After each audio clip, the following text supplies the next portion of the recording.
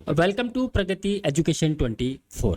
आप सभी का एक बार फिर से स्वागत है प्रगति एजुकेशन 24 में। देखिए, एएनएम और जीएनएम का संविदा आधारित जो विज्ञप्ति निकाला गया है, सितंबर में उसका एग्ज़ाम होने वाला है।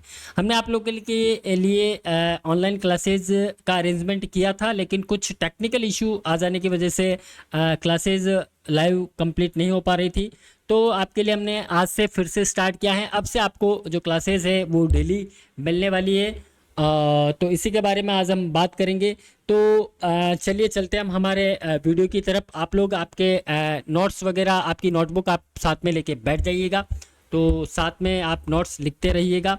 और देखिए, आपका जो सिलेबस है, सिलेबस में जो नर्सिंग से रिलेटेड चीज़ें हैं उनको आप फिलहाल के लिए ड्रॉप कर दीजिए। यानी कि नर्सिंग आपने ऑलरेडी पढ़ा हुआ है, तो नर्सिंग अभी आप एक महीना बाद भी पढ़ेंगे तो भी चलेगा। लेकिन कुछ चीज़ें ऐसी हैं, जैसे राष्ट्रीय स्वास्थ्य मिशन के अंतर्गत जो संचालित कार्यक्रम योजनाएं हैं, है ना, राजस्थान के संबंध में जो सामान्य ज्ञान पूछा, जीके पूछा जाएगा, समसामयिक घटनाएं यानी कि जो करंट अफेयर्स पूछा जाएगा, कंप्यूटर से संबंधित जो क्वेश्चन पूछे जाएंगे, है ना, तो इन सब की पहले आप तैयारी कर लें, ताकि आपका जो बैस है वो थोड़ा मजबूत हो जाए। यानी कि जिन लोगों को इन सब के बारे में नॉलेज एक्स्ट्रा होगा वो इसमें बाजी मार जाएंगे। तो देखिए, कंप्यूटर की सीरीज हमने स्टार्ट कर दी है। तो देखिए, कम से कम 4 से 5 क्लासेस के अंदर हम कोशिश करेंगे कि जितना शॉर्ट कर पाएँ, क्योंकि आपको डीपली इसमें नॉलेज लेने की ज़रूरत नहीं है। आपको केवल इतना ही नॉलेज लेना है, बेसिक चीज़ों का नॉलेज आपके पास होना चाहिए। तो वो चीज़ें हम लोग इसमें डिस्कस करने वाले हैं। तो आप लोग बैठ जाइए। हम लोग आज बात करने वाले हैं आपके कंप्यूटर जे संबंधित जो क्वेश्चन आने वाले हैं। लगभग 5 क्वेश्चन जो लिखे हैं सिलेबस के अंदर, लगभग 5 क्वेश्चन के बारे में बताया गया है कि लगभग 5 क्वेश्चन, यानी कि लगभग 20 से 25, 20 से 25 जो मार्क्स है उसका आपका कंप्यूटर के क्वेश्चंस आने वाले हैं। समझिए, आप 20 से 25 मार्क्स बहुत होते हैं, 1 मार्क्स से फेल हो जाता है स्टूडेंट, है ना। तो 20 से 25 मार्क्स के लिए हम स्टार्ट करेंगे आज। लंबी चौड़ी बातें ना करते हुए चलिए चलते हम कंप्यूटर से परिचय, है ना। तो आप हेडिंग डाल लीजिएगा, कंप्यूटर से परिचय। कंप्यूटर के बारे में हम लोग क्या पढ़ने वाले हैं, बेसिक चीज़ें पढ़ेंगे, बिल्कुल बेसिक चीज़ें।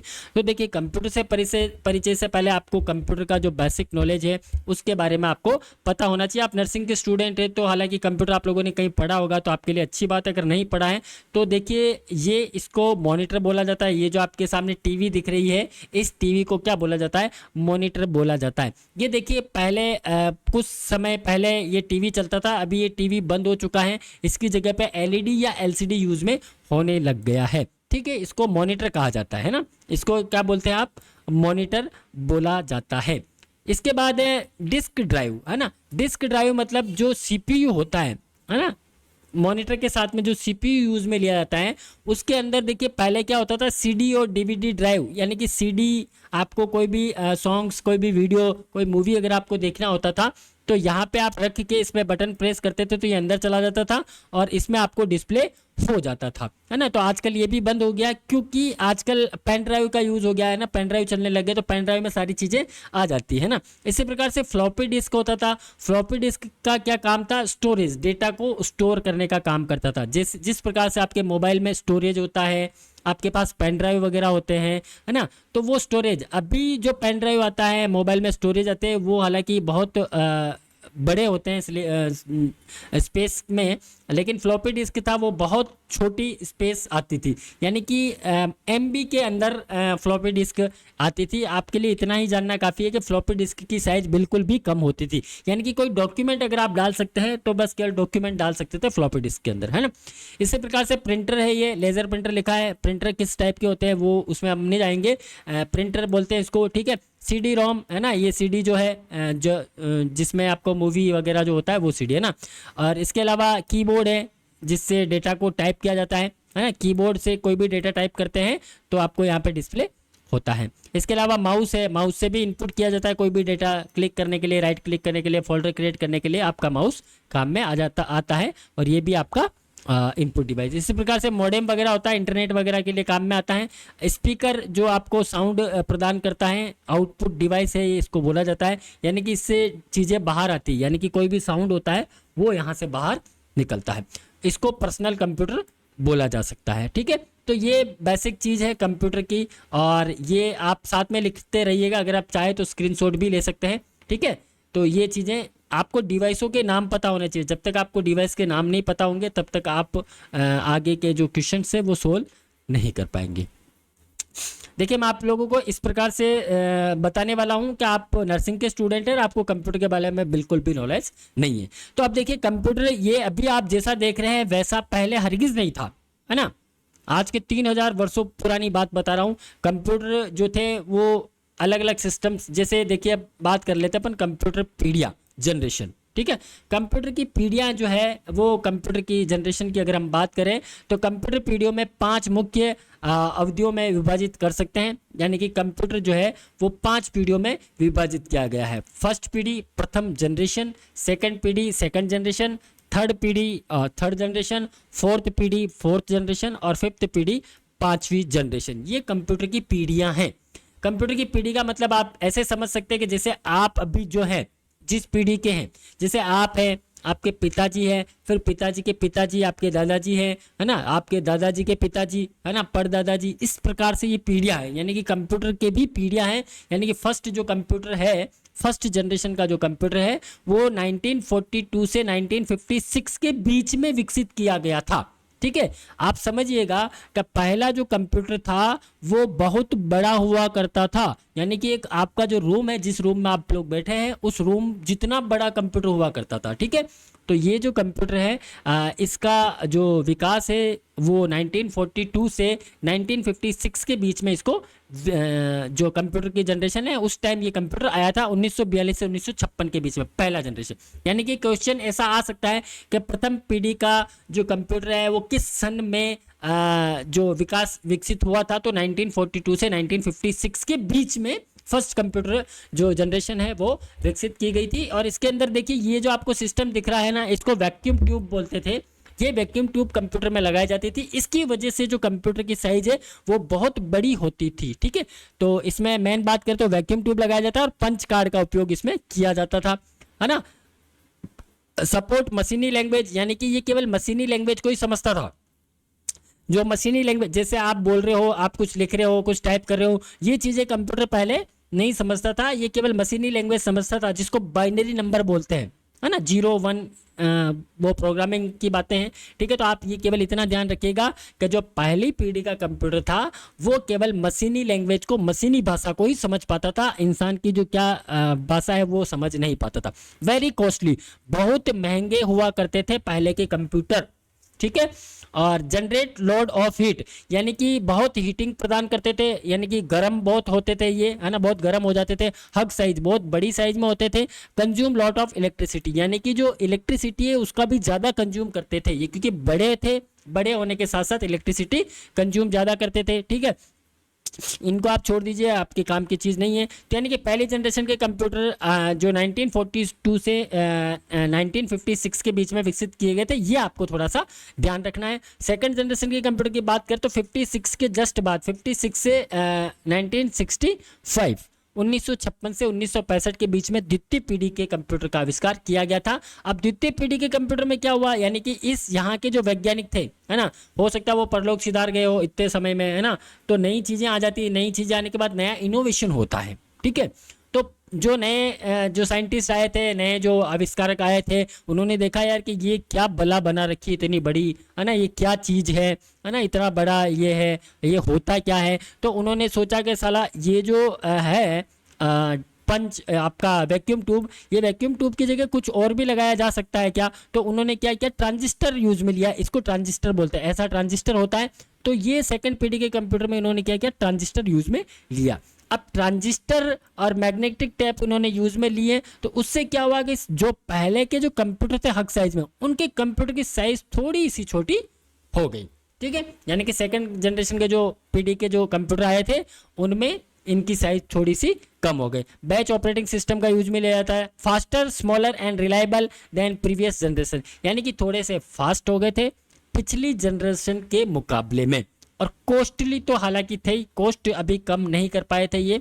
यानी कि पहली पीढ़ी के कंप्यूटर में वैक्यूम ट्यूब यूज में लिया जाता था और दूसरे में इन्होंने क्या कर दिया, ट्रांजिस्टर यूज में लेने लग गए। इसके बाद नई जनरेशन, नई पीढ़ी, तीसरी जनरेशन 1965 से 1975 के बीच में, 1965 से 1975 के बीच में क्या क्या इस कंप्यूटर को देखा गया कि ये ट्रांजिस्टर है, इसकी जगह चेंज किया गया आईसी को, है ना। इसे आईसी बोला जाता है, इंटीग्रेटेड सर्किट। आईसी का फुल फॉर्म होता है इंटीग्रेटेड सर्किट। आप लिखना चाहें तो लिख सकते हैं, आईसी का फुल फॉर्म है इंटीग्रेटेड सर्किट, ठीक है। लार्ज कैपेसिटी डिस्क और मैग्नेटिक टैप का इसमें यूज लिया जाता था। Time sharing operating system, faster, smaller, reliable, cheaper और ईजियर टू अपडेट, यानी कि कोई भी चीज़ अपडेशन के लिए अगर करना चाहते तो इसमें अपडेट कर सकते थे। और थोड़ा फास्ट पिछली जनरेशन से, यानी पहली और दूसरी पीढ़ी से कई गुना ये फास्ट हो गया था और थोड़ा सा सस्ता भी हो चुका था, है ना।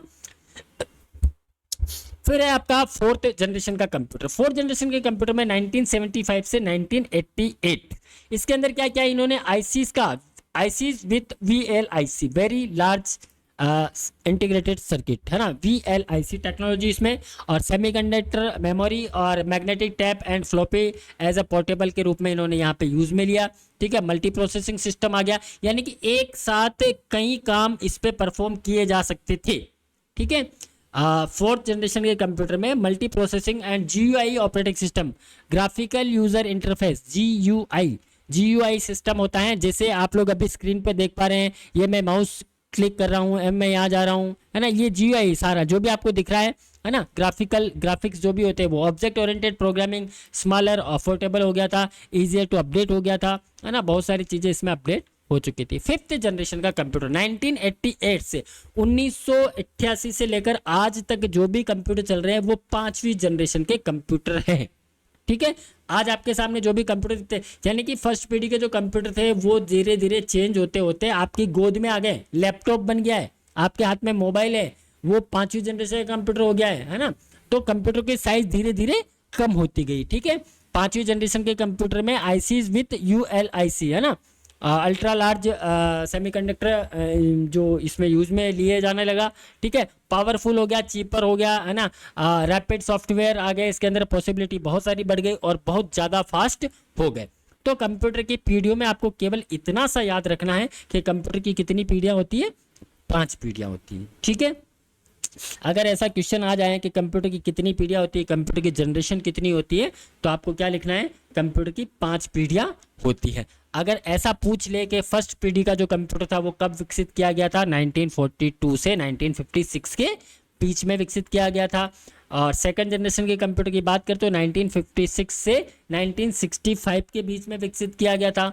थर्ड जनरेशन की बात करें तो 1965 से 1975 के बीच में विकसित किया गया था। और फोर्थ जनरेशन 1975 से 88, और अभी 1988 से लेकर अभी प्रेजेंट में जितने भी कंप्यूटर यूज़ में आप लेते हैं, चाहे लैपटॉप हो, आपके मोबाइल, आपके हाथ में जो मोबाइल है वो हो, है ना, ये सारे कौन से हैं, फिफ्थ जनरेशन के कंप्यूटर हैं। यानी कंप्यूटर की 5 पीढ़ियाँ हैं। आप चाहें तो इसको लिख लें साथ साथ में, और आप चाहें तो स्क्रीनशॉट ले सकते हैं, ठीक है।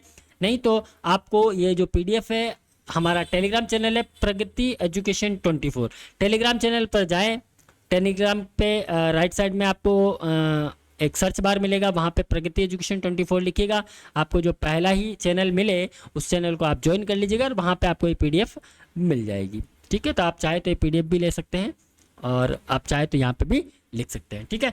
अब देखिए प्रथम पीढ़ी के जो कंप्यूटर थे 1942 से 1956 के बीच में, कंप्यूटर की साइज कमरे जितनी बड़ी थी। देखिए ये दिख रहा है ना, देखिए फर्स्ट जनरेशन के कंप्यूटर में स्क्रीन वगैरह नहीं था, कुछ डिस्प्ले नहीं होता था, केवल इस टाइप से काम किया जाता था, है ना। एडवेक ये कंप्यूटर था प्रथम पीढ़ी का, है ना। तो ये इतने बड़े कंप्यूटर हुआ करते थे। तो प्रथम पीढ़ी के जो कंप्यूटर है वो 1942 से 1956 के बीच में विकसित किए गए थे।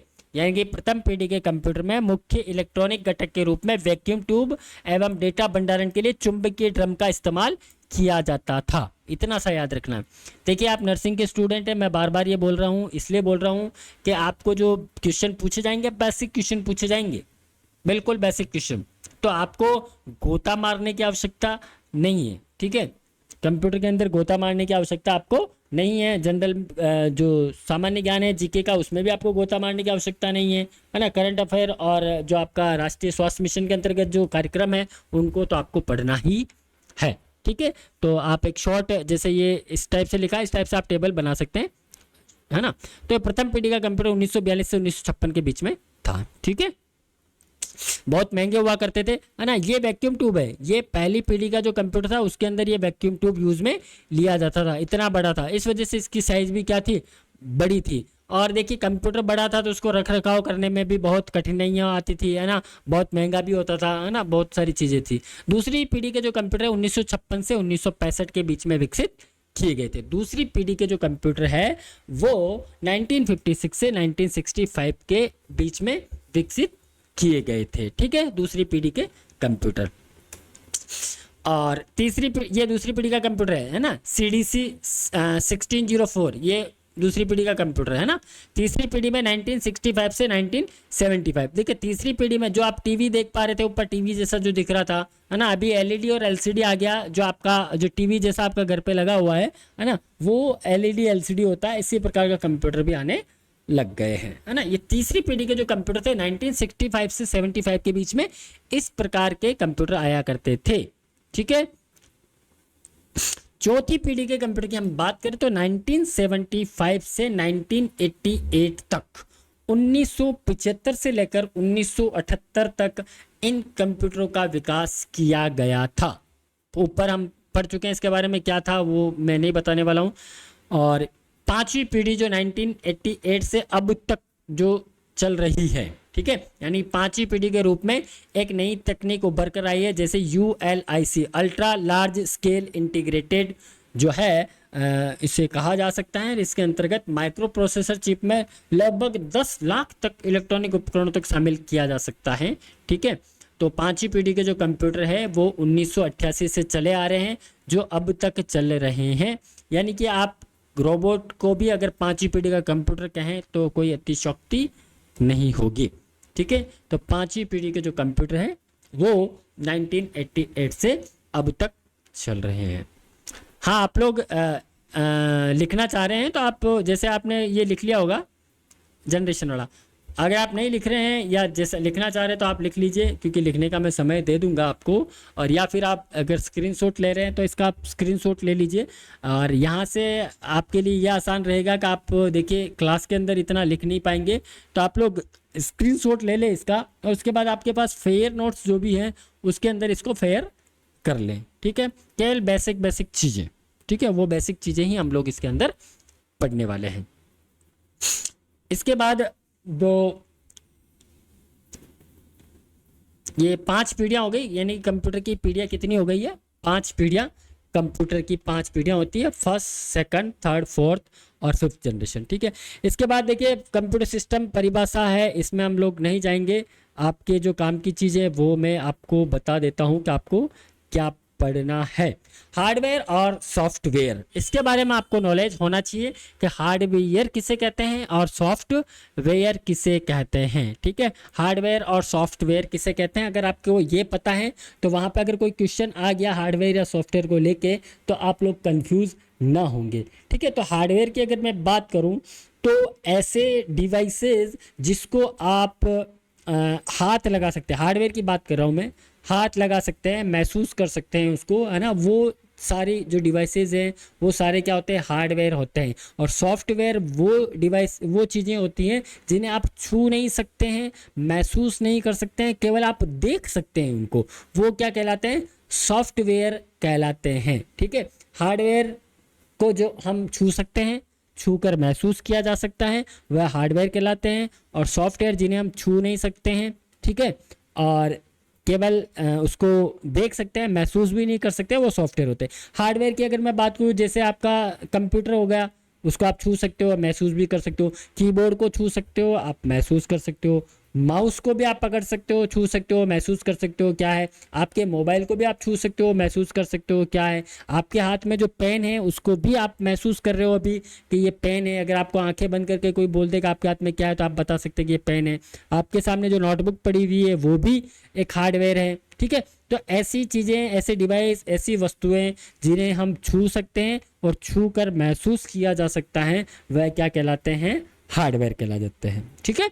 और सॉफ्टवेयर किन्हें बोलते हैं, सॉफ्टवेयर को हम ये बोल सकते हैं कि भी ऐसे डिवाइस, ऐसी चीज़ें, है ना, ऐसी वस्तुएं जिन्हें हम छू नहीं सकते हैं, केवल देख सकते हैं और छूकर महसूस, जब छू ही नहीं सकते तो महसूस कैसे करेंगे। जैसे आपका मोबाइल है, आपके मोबाइल के अंदर आपने बहुत सारे ऐप्स डाल रखे हैं, जैसे आपके पास व्हाट्सएप है, फेसबुक है, इंस्टा है या यूट्यूब है, या जितने भी कोई भी चीज़ें आपने ऐप के रूप में वहाँ पे इंस्टॉल किया हुआ है, क्या किसी ऐप को आप हाथ लगाकर महसूस कर सकते हैं? क्या आपने मोबाइल में क्या इंस्टॉल किया हुआ है? हाथ लगाकर नहीं, केवल आप देख पाएंगे। जैसे कोई आइकन है आपके सामने आ गया तो आप आइकन देख कर पहचान सकते हैं कि ये यूट्यूब का आइकन है, ये एफबी का आइकन है, ये इंस्टा का आइकन है, या किसी और का ये फोल्डर है, या वो चीज़ें जो होती हैं उन्हें आप महसूस नहीं कर सकते हैं, केवल देख सकते हैं। वो क्या कहलाते हैं?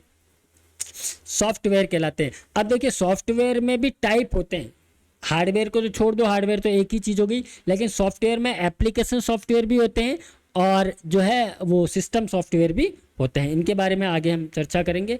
तो देखिए हार्डवेयर एंड सॉफ्टवेयर, तो आपको अभी भली बात ये समझ में आ गया होगा कि देखिए सभी प्रक्रियाएं सॉफ्टवेयर की मदद से की जाती हैं, किसी एक सेकेंडरी मेमोरी डिवाइस में संग्रहित की जाती हैं। सॉफ्टवेयर प्रोग्राम का एक नाम है।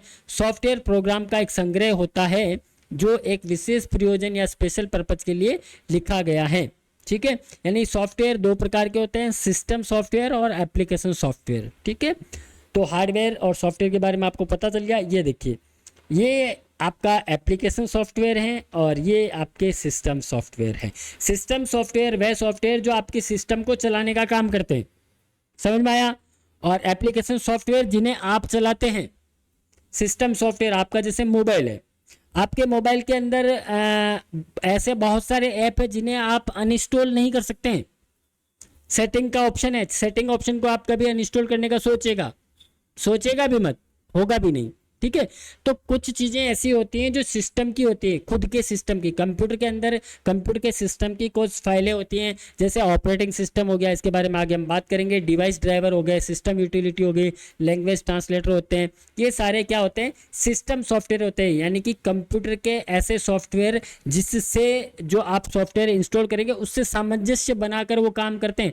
आपका मोबाइल है, आपके मोबाइल के अंदर सेटिंग का ऑप्शन है, आपके मोबाइल के अंदर डेटा ऑन ऑफ करने का ऑप्शन है, आपके मोबाइल के अंदर और भी बहुत सारे ऐप्स हैं जिन्हें आप अनइंस्टॉल नहीं कर पा रहे हैं। प्ले स्टोर का ऐप है ना, उसको भी आप अनइंस्टॉल नहीं कर पा रहे क्योंकि ये सिस्टम के सॉफ्टवेयर है।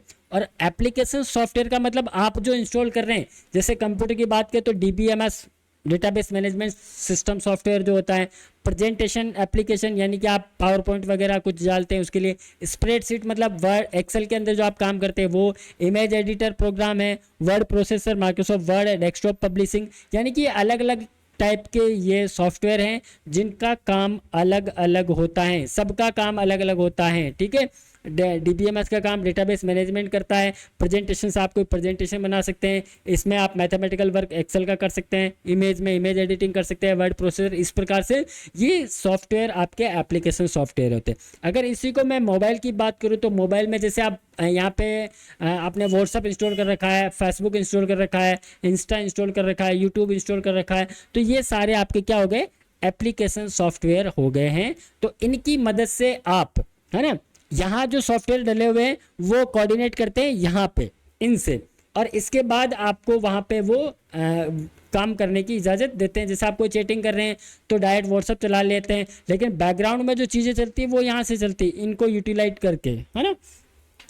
तो आपको अब समझ में आ चुका होगा कि एप्लीकेशन सॉफ्टवेयर और सिस्टम सॉफ्टवेयर किसे कहते हैं। ठीक है, सॉफ्टवेयर के दो प्रकार हो गए, सिस्टम सॉफ्टवेयर जो आपके सिस्टम के खुद के सॉफ्टवेयर होते हैं, ठीक है, और एप्लीकेशन सॉफ्टवेयर जो आप अलग से ऊपर से डालते हो।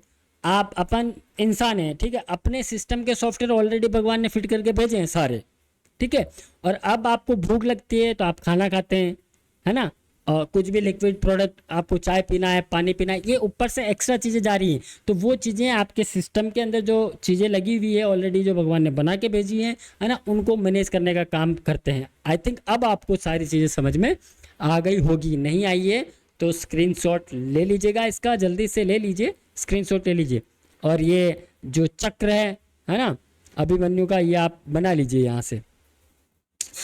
तो सॉफ्टवेयर और हार्डवेयर, सॉफ्टवेयर के बारे में आपको पता चल गया, है ना। सॉफ्टवेयर में सिस्टम सॉफ्टवेयर के बारे में मैंने आपको बता दिया, सिस्टम सॉफ्टवेयर कौन कौन से होते हैं, और ये सिस्टम सॉफ्टवेयर और एप्लीकेशन सॉफ्टवेयर, ठीक है। यहाँ पे जो हिंदी लिखी हुई है, अगर मैं इसको इस हिंदी को पढ़ूंगा तो आप लोगों के थोड़ा ऊपर से चला जाएगा, ये हवा हो जाएगा, है ना।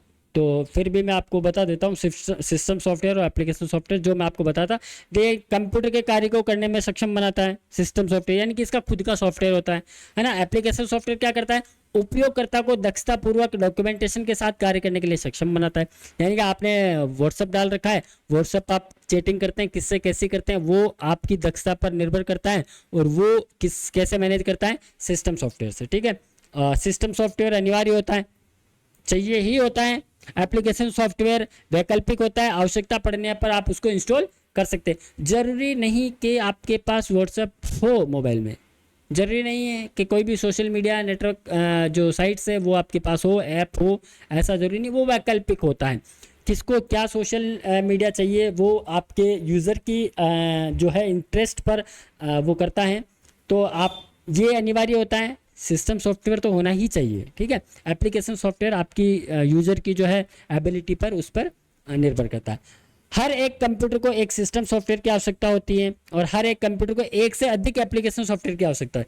यानी कि सिस्टम सॉफ्टवेयर तो एक ही होता है, एक से ही काम चल जाएगा, है ना। लेकिन जो यहाँ एप्लीकेशन सॉफ्टवेयर वो एक से ज़्यादा चाहिए। यानी आपका मोबाइल है, मोबाइल में खाली एक प्ले स्टोर से काम हो जाएगा, लेकिन आपको तो व्हाट्सएप भी चाहिए, फेसबुक भी चाहिए, इंस्टा भी चाहिए, यूट्यूब भी चाहिए, है ना, ट्रेंड्स भी चाहिए, थ्रेड्स भी चाहिए, बहुत सारी चीज़ें हैं वो आपको इंस्टॉल इसमें करनी पड़ेगी। यानी इंसान को बना के भेज दिया, इंसान को खाने में अलग अलग चीज़ें चाहिए, किसी को पानी बतासा खाना है ना, किसी को पिज्ज़ा खाना है, किसी को बर्गर खाना है, किसी को क्या खाना है, किसी को क्या खाना है।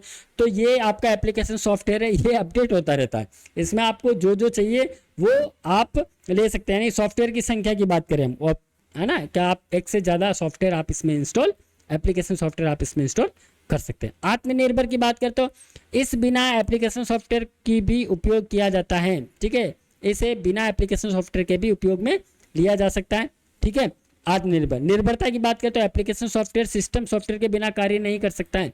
यानी कि जो एप्लीकेशन सॉफ्टवेयर हैं वो यानी सिस्टम के जो सॉफ्टवेयर है वो आत्मनिर्भर होते हैं, इनके लिए और कोई सॉफ्टवेयर नहीं होगा तो भी चल जाएगा, लेकिन आपने जो इंस्टॉल किया है ना उसको किसी ना किसी पे निर्भर रहना पड़ेगा, तब जाके चलेगा।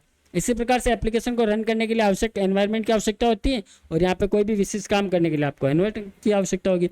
इसी प्रकार से एप्लीकेशन सॉफ्टवेयर है जो मैं आपको बता चुका हूँ क्या प्रकार एप्लीकेशन का होता है, ठीक है। तो ये हो गया आपके हार्डवेयर एंड सॉफ्टवेयर। हार्डवेयर आपको समझ में आ गया कि ऐसी डिवाइस, ऐसी वस्तुएं जिन्हें हम छू सकते हैं, हार्डवेयर की बात कर रहा हूँ, जिन्हें हम छू सकते हैं, हम महसूस कर सकते हैं, ठीक है, वो क्या होता है, हार्डवेयर होता है। और सॉफ्टवेयर जिसे हम, सॉफ्टवेयर को क्या कर सकते हैं, छू नहीं सकते हैं, केवल देख सकते हैं, महसूस भी नहीं किया जा सकता है, वो आपके सॉफ्टवेयर होते हैं, ठीक है। जैसे मोबाइल में आपके वेब ब्राउज़र वगैरह होते हैं, स्लाइड्स वगैरह, बहुत सारी चीज़ें होती हैं, है ना।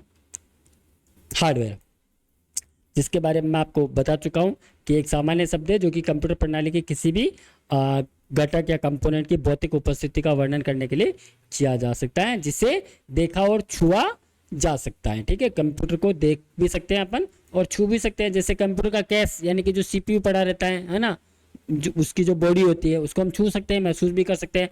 मॉनिटर जो टीवी टाइप रहता है ना उसको भी हम छू सकते हैं, कीबोर्ड को छू सकते हैं, माउस को छू सकते हैं, है ना। Keyboard, mouse, monitor, printer, motherboard, memory chips, electronic circuit, expansion card, cable, switch, और जिन्हें आप छू और महसूस कर सकते हैं वो क्या होते हैं, हार्डवेयर होते हैं। यानी कि कोई भी ऐसी वस्तु, कोई भी ऐसी चीज़ जिन्हें हम छू पा रहे हैं और उसको छू कर महसूस कर पा रहे हैं कि ये क्या चीज़ हो सकती है, वो क्या है आपके लिए, हार्डवेयर।